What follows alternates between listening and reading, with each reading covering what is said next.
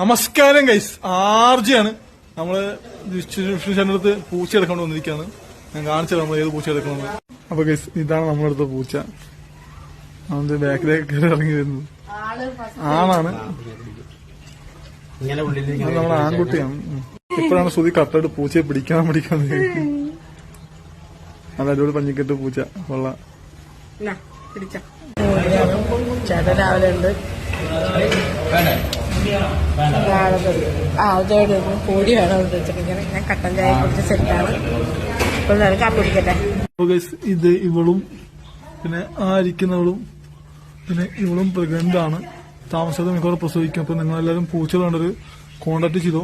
കലക്കം breeds എല്ലാം അടിപൊളിയാണ്. ചേട്ടൻ നമുക്ക് ട്രേ വാങ്ങി തന്നായിരുന്നു. പിന്നെ ലിറ്റർ വാങ്ങി തന്നു. പിന്നെ ഫുഡും വാങ്ങിച്ചു, ചീപ്പും വാങ്ങിച്ചു. പൂച്ചയ്ക്ക് വേണ്ട സാധനമൊക്കെ ചേട്ടൻ തന്നെ വാങ്ങിച്ചു എന്നാൽ അത് കെയർ ചെയ്യാനായിട്ട് ദിവസം തന്നെ കൊണ്ടുപോകണം കേസ്.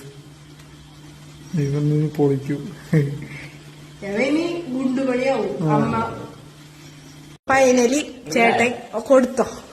ആഹാ, ഐശ്വര്യട്ട് വാങ്ങിച്ചിരിക്കുന്നു കൊച്ചിനെ. പുരുഷൻ അനുഗ്രഹിക്ക.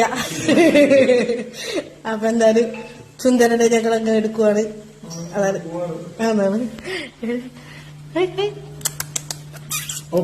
ഒരു കള്ള ലക്ഷണം. അതാണ് പൂച്ച കുഞ്ഞിനെ വേണമെന്നുള്ളൊരു